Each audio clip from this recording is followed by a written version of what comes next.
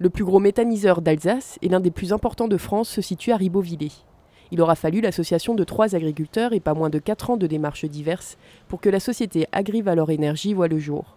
La mise en activité réelle remonte à décembre 2011 et le site tourne déjà à plein régime. Pour faire cette installation, on s'est fixé 3 objectifs. Le premier objectif, c'est de produire de l'énergie renouvelable, donc de l'électricité et de la chaleur.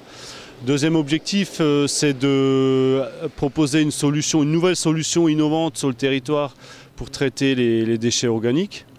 Et un troisième objectif important pour nous aussi, c'est de créer une installation dans laquelle on va fabriquer des engrais organiques naturels qu'on va pouvoir réutiliser, nous, sur nos exploitations agricoles en remplacement des engrais de synthèse. Concrètement, le site traite quelques 30 000 tonnes de déchets organiques par an. Ceux-ci permettent la production de 33 MW d'électricité par jour, soit la consommation de 10 000 habitants, et de 30 MW de chaleur. La production thermique, elle, est principalement utilisée par le Casino Barrière pour chauffer ses installations de balnéothérapie. Il y a une partie de la chaleur aussi qui retourne à la ferme de l'Hirondelle, donc la ferme de René qui est un de mes associés, pour chauffer la fromagerie, 3 maisons d'habitation et également un sécheur à foin qui a été installé pour sécher de la luzerne et du foin. Et l'autre partie de la chaleur est réutilisée ici sur le site pour les besoins de l'installation. À cela, il faut ajouter que le méthaniseur produit 25 000 tonnes de digesta par an, une matière qui sert de fertilisant au sol, et que cette nouvelle activité a permis la création de 10 emplois.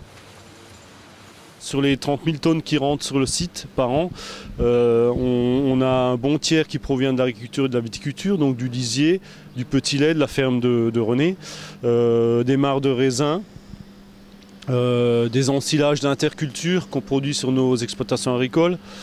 On traite également des déchets de céréales qui sont issus des silos de stockage. Ensuite, on a une part assez importante de déchets organiques qui proviennent de la restauration, des cantines scolaires. Donc tout ce qui est déchets de repas en fait. On a des invendus aussi de supermarchés. Tous les produits qui sont date limite ou qui sont plus conformes à la vente. Donc ça peut également être des déchets en vrac ou des déchets dans leurs emballages, puisqu'on a ici un outil qui permet de séparer le contenant du contenu. Et on travaille aussi beaucoup avec des industries agroalimentaires, des sucreries, des gens qui produisent de la pâte alimentaire, enfin tout ce qui peut être lié à l'agroalimentaire et qui a des déchets de fabrication ou des rebuts qui ne sont pas propres à la vente. L'État a versé 2 millions d'euros d'aide pour cette installation qui représente au total 8 millions d'euros d'investissement et les associés espèrent l'amortir en 11 ans. On est très observateur de ce qui se passe au niveau de l'Europe du Nord, des pays de l'Europe du Nord qui sont très en avance par rapport à nous sur des nouvelles techniques de valorisation, du CO2 par exemple, du biogaz en tant que biogaz carburant.